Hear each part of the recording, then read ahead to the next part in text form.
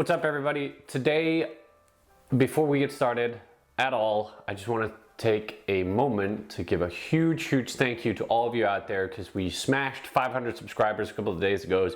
We're already like a quarter of the way to 600 subscribers. We're going strong, and I'm sure I could probably speed this up by providing more content for you guys more frequently, but I got stuck watching It's Always Sunny blooper reels for about 3 weeks or so. But here we are once again, super simple, super chilled out, relaxed video where we are gonna cover another one of my favorite weapons.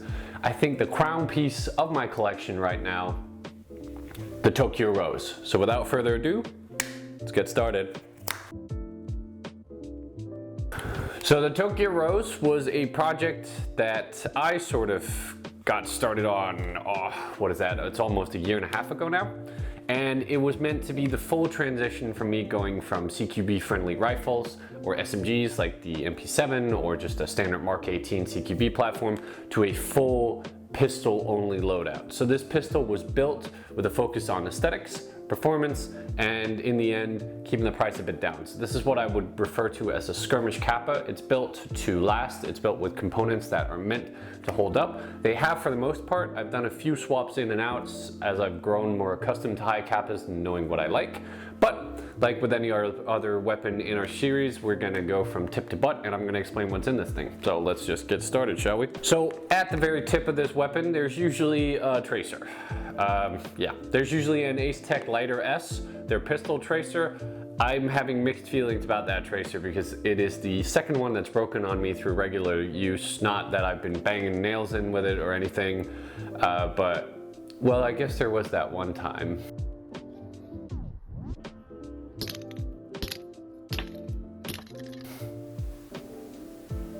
Anyway, usually I have a tracer in here, but right now the tip of my gun is in fact my fixed outer barrel from Capa with the threaded inner barrel.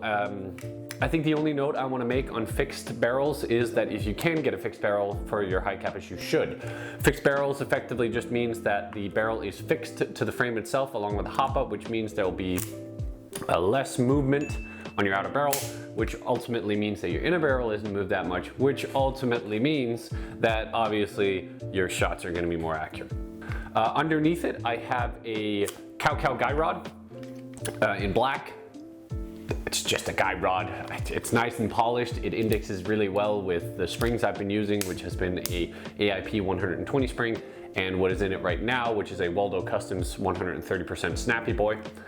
It works fine. Actually, one of my teammates went out and machined a new recoil rod, which I'm going to try to use and polish that up really nice. It should probably work better than this one, mostly because of just the time and care that's been put into making it as compared to this mass-produced thing. But on that, right underneath it, I have a TLR H1 or TLR 1H Streamlight light. Just a really nice, solid light. You've seen this before on my DSG gameplay. It's a really solid light, don't mind it at all. It fits the frame of the high Capa really well, nice and flush, no complaints whatsoever. So on top, we get to the more interesting stuff. Of course, the iron sights. So the iron sights are just lightweight AIP iron sights. They come with these fiber optics sticks that you put in them, and they're fine. I usually just got them because of their weight. They're extremely light, they're very lightweight. I am probably going to switch out these metal ones for 3D printed ones. I mean, if you're going to go light, might as well go light all the way. And now, of course, the slide itself. The slide itself is a Edge Customs. I think they're called Edge Customs or just Edge Anna slide. It's one of their last generations of slides. They're coming out with a bunch of new ones like the York and the other really heavy slide for no reason. But this is the Anna slide. It's kind of more of a traditional looking slide where there's still some lightning cuts and obviously some very aggressive grip angles. I like the slide a lot. I think I got the slide mostly because they didn't have any nano slides left. Rest in peace, nano slides. Would I recommend any other slides? Yeah, I would recommend Airsoft Masterpiece slides and obviously other Edge slides. Watch out with the weight. Some of them are obviously heavier than others. Like the York slide is super heavy compared to something like a Nano that I just mentioned. So watch out with the weight. They're all gonna perform pretty well. If I were to make any advice of what to stay away from, I would say stay away from garter slides. I've heard a lot of people have problems with fitments with those slides. It's not a good time. Watch out with that. And these slides are fantastic for everything you shove inside of them, because everything you're gonna shove inside of them are probably Airsoft Masterpiece and Edge. All right, so speaking of internals, internally in this gun, we're gonna start with the upper because that's the most interesting one. Way in the back, we have a Edge blowback unit. It's super lightweight blowback unit. I'd say this is the first upgrade you should get for any hicapa. By the way, if you haven't watched my 5 upgrades video for pistols, you should probably go check that out. It should be right up there. And this is an Edge blowback unit. It's super light, and I thought, you know what, Edge slide and Edge blowback unit shouldn't have any problems there. Haven't, so that's good. Inside of that blowback unit is a garter nozzle with TM internals. Garter nozzles are known to be tanks. They can go through anything and they'll go for miles and miles and miles. They can even handle CO2. So if you are one of those guys who think I should get an aluminum nozzle because I'm using CO2, you don't have to, and you probably shouldn't. So just get the garter nozzle, works fine.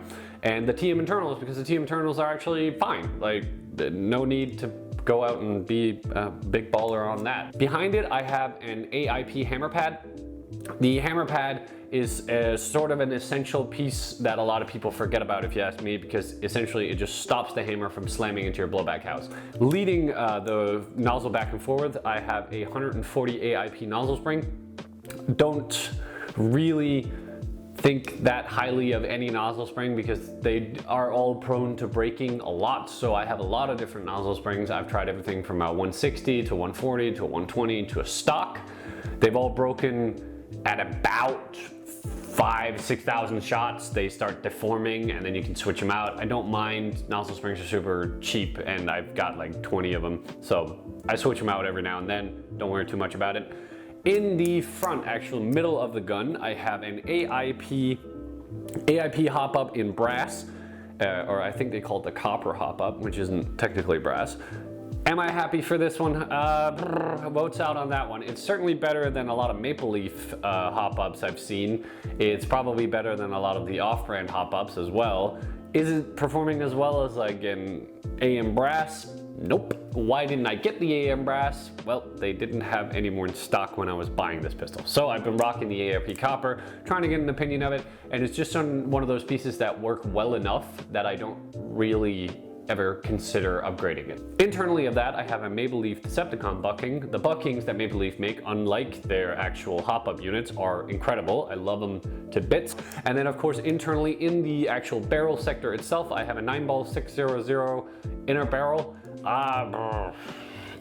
Usually not that big of a fan of 9-ball parts. 9-ball have a tendency to make hit or miss products. The barrels are quite nice.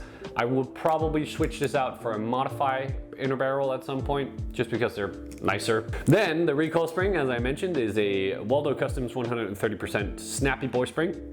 Super nice spring. If you have a aluminum frame or aluminum slide, excuse me, and you're rocking this 130% spring, it's really, really snappy. It feels a lot different. There's a lot less felt recoil compared to 140. And obviously you have that extra step of snappiness over a 120. So I super, super like this spring. Would not recommend it in plastic builds or 3D builds. It's way too much. For those, I'd go with like AIP competition springs or DP precision competition springs, or just a stock Marui spring. My barrel plug is a Airsoft Masterpiece 4.3 barrel plug. I use the 4.3 barrel plug because I can get as many short stroke buffers on as I like. Don't want to get into the whole debate of whether or not a short stroke buffer actually decreases your cycle speed, but I like this setup because it gives me a lot better felt recoil. I prefer this. It lets me ride the trigger. I like this setup a lot. I've switched these around in a multitude of different combinations. I've never been able to feel the difference if it's the same amount of washers. If you can feel the difference between the tightness of rubber, let me know. Let my girlfriend know. Moving on to the lower. The lower itself, the frame itself, is a stock Marui 4.3 lower. Why did I go with the 4.3? Because it has the tack rail for your lights. that's it. The last upgrade I'm gonna do to this entire pistol, which is gonna take it from what I would call a skirmish Capa to a showpiece, is the advanced frame from Airsoft Masterpiece. I'm gonna get a red one, done with it. I'm tired of you, all of you high Capa boys looking down on me because I have the stock frame, but it works. Gosh darn it, it just works. I have done some tuning of the trigger, which is a edge flathead trigger. And then, yeah, I just have an AIP mag release and a Edge O2 magwell. All of this is sculpted around a cow grip. I really, really, really like the cow grips because they are flat. They allow you to actually get your entire hand wrapped around your high Capa grip. And yeah, I did a stipple job, which is certainly a lot better than my Glock build. Other than that, everything here is pretty much stock. Stock hammer, stock disconnector, stock safety, stock grip screws, stock. Actually, so my trigger sear, the little Trifork thing that sits at the back here, that is a DP competition trigger sear, and I got that purely so I could do this. You see that? First of all, cleanest break in the game right here. That's like no take up whatsoever, no squish, instant gratification there. I'll get you a zoom in on that one. And yeah, I can pull my trigger without having to use my thumb safety. This isn't something that comes as a feature from the DP competition sear, but it makes it a lot easier to sort of bend back that safety arm so you can actually do this. I can't tell you how many times before I got the DP competition that I missed a kill or got killed because I wasn't indexing far enough onto the beaver tail safety to actually activate it so I could pull my trigger. A lot of you folks, if you've seen my videos and if you watch my videos, I know a lot of people have commented on it, and I know some people have disliked my videos because of this. But the thing that fuels this beast is one of these. This is a M4 high Capa adapter, or I suppose it's a high Capa M4 adapter from CT Innovations. So what essentially this does is that it takes your teeny tiny 32 something round high Capa magazine, puts a little HPA converter block on it. So obviously this is running off external air, and you can slap an M4 magazine in there. This adapter itself, I bought because it was available in Europe. I've had some issues with it. These 3D printed levers tend to break. I've broken 2 of them. Luckily, CT Innovations sells these levers on their own. Still annoying that they break. And then they have this really, speaking as an engineering student, this is a bad design. It's a very exposed piece of plastic where all of the tension of the actual unit is, because this is where the hose connects. So this is where there will be some movement that has some friction movement as well. And it's just exposed. There's no reinforcement. This can snap off really easily. I have managed to not do it to mine, but that I think is a testament of luck, not construction quality. And internally, this thing is just printed threaded. So this is a 3D printed threading that has one of these tabs connected to it. I blew mine out in about 2 months. 2 months of use, and the threading could no longer keep up, and this started coming loose, which meant I started leaking, which meant eventually this entire thing just blew out of the socket because of the pressure, leaving me with a useless adapter. So I got some epoxy and some JB Weld and really just air sealed that entire system. Now it works, has worked for about half a year now. My teammate got one of these as well. Exact same thing happened to him after 3 months. So would I recommend this? Well, it is the cheapest one if you're in Europe, but Airsoft Armory, plug sponsor, Airsoft Armory has just gotten in some TAP Airsoft adapters.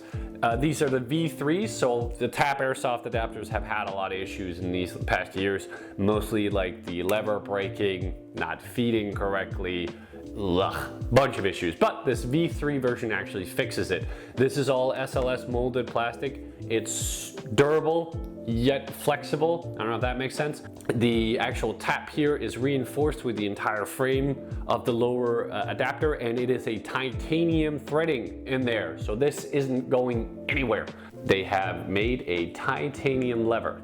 So again, you can slam in mags as hard as you want and this thing won't break. En exemple,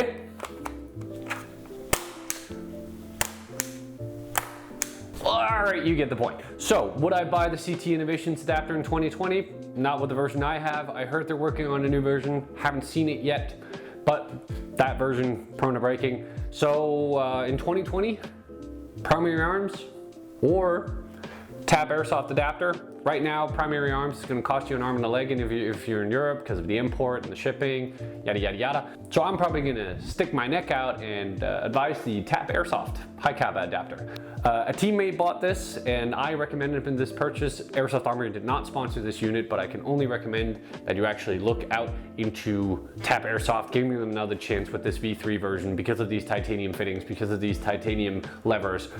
These are built to last now. I think that's pretty much it. That's it. It for the video, it for all. No, of course, I'm gonna shoot it. So, right here, Tokyo Rose, and we have some external air hooked up to it. I'm rocking 90 PSI, that's usually what I go for. Gives me about 350 FPS with the BBs I use. That's 1.1 joules for those who are counting. And she sounds and looks a little like this. So, again, huge thank you to the 500 and something of you who subscribed so far. Looking forward to meeting a lot more of you. And this is the Tokyo Rose.